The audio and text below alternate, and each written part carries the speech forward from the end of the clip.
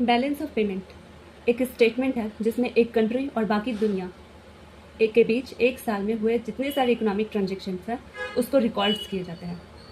ठीक है, इसमें बीओपी रिकॉर्ड्स आता है जो कि देश का रिकॉर्ड, बैलेंस ऑफ पेमेंट जो कि देश रिकॉर्ड करता है स्टेटमेंट, वो उसमें आता है exports of goods, imports of goods, exports and imports of services, FDI, FPI, foreign loans, interest and dividend, remittances, remittance का मतलब है एनआरआई द्वारा भेजा गया पैसा, गिफ्ट्स एंड ग्रांट्स। ठीक है,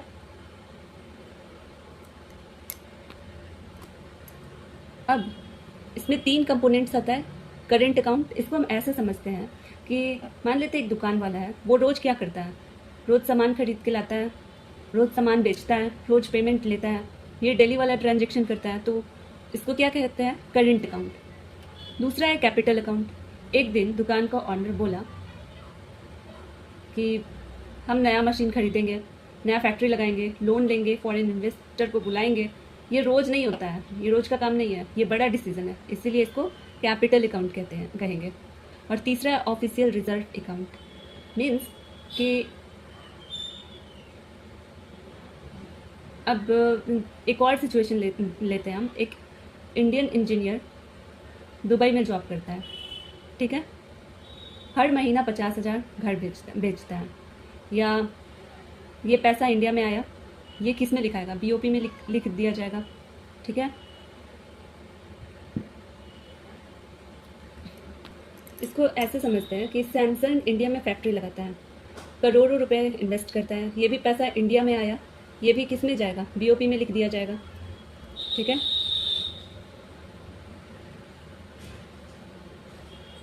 अब बताइए आप कि सॉफ्टवेयर बेचा, पैसा आया, ठीक है, डायरी में लिखेंगे या नहीं लिखेंगे, लिखेंगे। आईफोन खरीदा, पैसा गया, वो भी डायरी में लिखेंगे। सैमसंग ने फैक्ट्री लगाई, पैसा आया, डायरी में लिखेंगे। इसी डायरी का नाम हम इसी डायरी को हम बोलते हैं बैलेंस ऑफ पेमेंट, इस डायरी का नाम है। ठीक है, इसको ऐसे समझते हैं कंपोनेंट्स को कि देश का पासबुक है, ठीक है, बीओपी को देश का पासबुक कहते हैं। करेंट अकाउंट रोज का इनकम और खर्चा, ठीक है। कैपिटल अकाउंट घर खरीदना, फैक्ट्री बनाना, लोन लेना, ऑफिशियल रिजर्व। और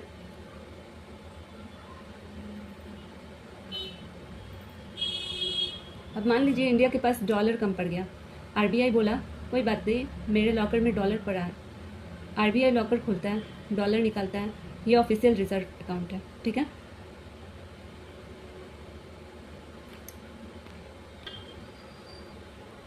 ये करंट इनकम और करंट एक्सपेंडिचर को रिकॉर्ड करता है करंट अकाउंट। ठीक है, इसमें आता है exports of goods, imports of goods, exports of services, import of services, income रेसिप्ट्स, income payments, current transfer.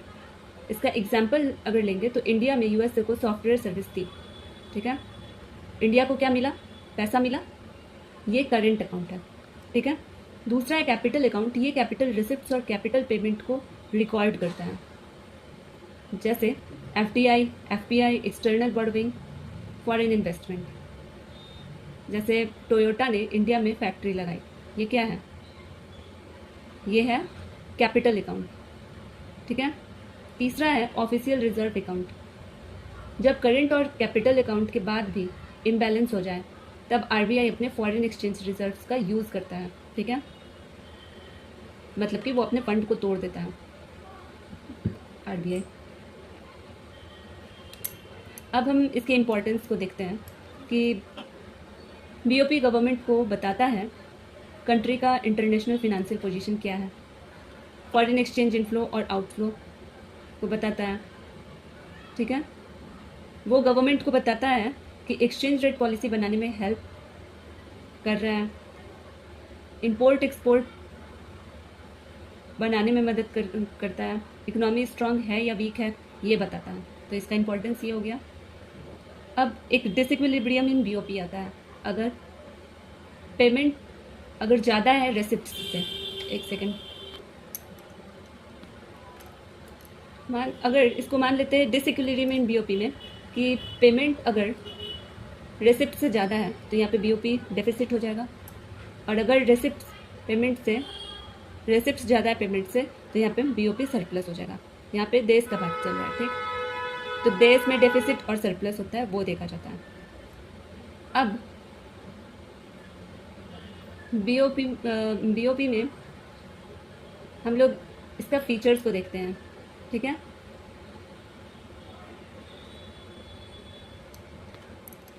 अब हम फीचर्स को समझते हैं, उसके पहले हम एक देश का पासबुक वाला एग्जांपल फिर से लेते हैं कि करंट अकाउंट में रोज क्या है कि रोज का इनकम और खर्चा होता है, ठीक है।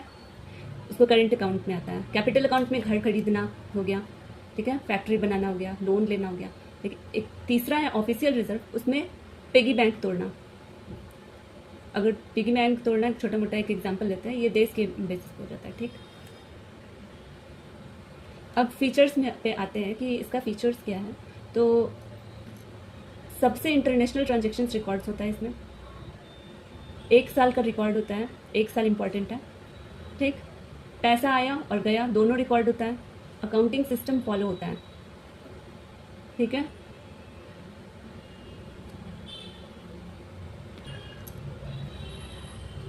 हम एक बार और कंपोनेंट्स ऑफ बीओपी को, क्योंकि बहुत इंपॉर्टेंट है, बेसिकली एक बार और अच्छे से समझाते हैं ताकि आप लोग का पूरा कंसेप्ट क्लियर हो जाए इसके बारे में।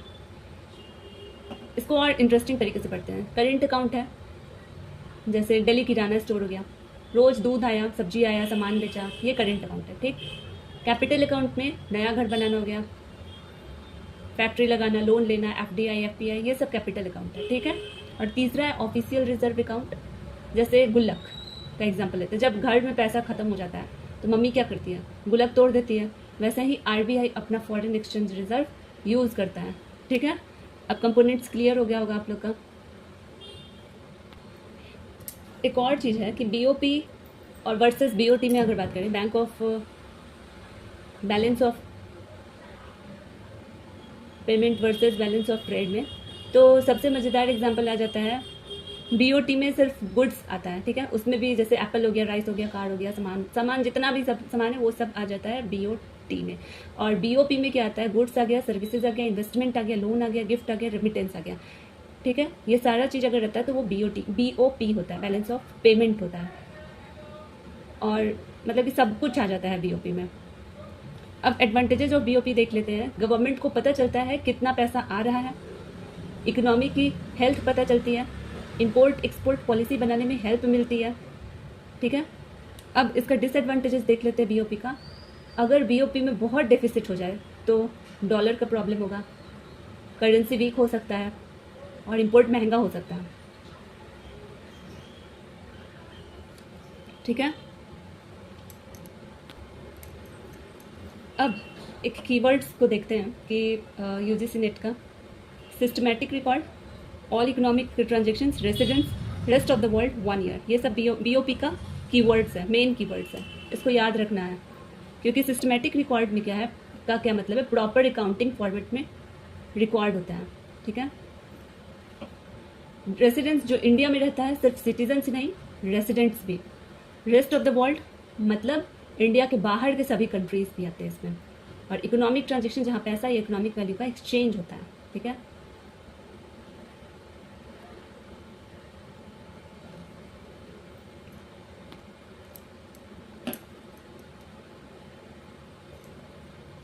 अब देखते हैं कि कंपोनेंट्स ऑफ बीओपी में जो है करंट अकाउंट है, ये करंट इनकम और करंट एक्सपेंडिचर को रिकॉर्ड करता है, ठीक है। इसमें आता है exports of goods, imports of goods, exports of services, import of services, income रेसिप्ट्स, income payments, current transfer. जैसे इंडिया ने यूएसए को सर्विसेज दी, सॉफ्टवेयर सर्विसेज दी, ठीक है। इंडिया को बदले में पैसा मिला, ये क्या है, करंट अकाउंट है, ठीक है। कैपिटल अकाउंट में ये कैपिटल रिसिप्ट्स और कैपिटल पेमेंट्स को रिकॉर्ड करता है, जैसे एफडीआई हो गया, एफपीआई हो गया, एक्सटर्नल बोरोइंग हो गया, फॉरेन इन्वेस्टमेंट हो गया, ये सब आ गया। तो जैसे टोयोटा कंपनी है, उसने इंडिया में फैक्ट्री लगाई, ठीक, ये क्या हो गया, कैपिटल अकाउंट हो गया, ठीक है। तीसरा है मेरा ऑफिशियल रिजर्व अकाउंट। जब करंट और कैपिटल अकाउंट के बाद भी इम्बैलेंस हो जाए तब आरबीआई अपने फॉरेन एक्सचेंज रिजर्व्स का यूज़ करती है, ठीक। अब इसका इंपॉर्टेंस देख लेते हैं एक बार। बीओपी गवर्नमेंट को बताता है कंट्री की इंटरनेशनल फिनेंशियल पोजीशन क्या है, फॉरेन एक्सचेंज इनफ्लो और आउटफ्लो को बताता है, ठीक है। एक्सचेंज रेट पॉलिसी बनाने में हेल्प करता है। इंपोर्ट एक्सपोर्ट बनाने में मदद करता है। इकोनॉमी स्ट्रांग है या वीक ये बताता है, ठीक। हमको लगता है कि सारा टॉपिक हो गया। और एक यूजीसी नेट का इंपॉर्टेंट फैक्ट्स आप लोग को बता देता है कि बीओपी बहुत मतलब कि ब्रॉडर है बीओटी से। BOP is broader than BOT. BOT is not only one component of BOP. BOP follows the double entry system of accounting. हर ट्रांजेक्शन्स के 2 एंट्रीज होते हैं, ठीक है। इसी को डबल एंट्री सिस्टम, इसमें भी क्रेडिट और डेबिट होता है, ठीक है। डबल एंट्री सिस्टम इस एग्ज़ाम का सबसे मेन एग्ज़ाम का फेवरेट क्वेश्चन इस बीओपी का यूजीसी नेट में है, ठीक है। इंडिया ने यूएसए को 100 करोड़ की मेडिसिन एक्सपोर्ट कर दी, ठीक है। अब एक्सपोर्ट को, अब इसके बदले क्या किया, एक्सपोर्ट किया, इसके बदले फॉरेन एक्सचेंज इंडिया में आया, उसकी कॉरेस्पॉन्डिंग अकाउंटिंग एंट्री भी रिकॉर्ड होगा ना। इसी वजह से BOP double entry system accounting principle follow करता है, ठीक है। तो जब भी डबल एंट्री अकाउंटिंग रहेगा तो हम लोग टिक किस पे लगाएंगे, बैलेंस ऑफ पेमेंट पे, क्योंकि वो बीओपी में आ जाएगा, ठीक है।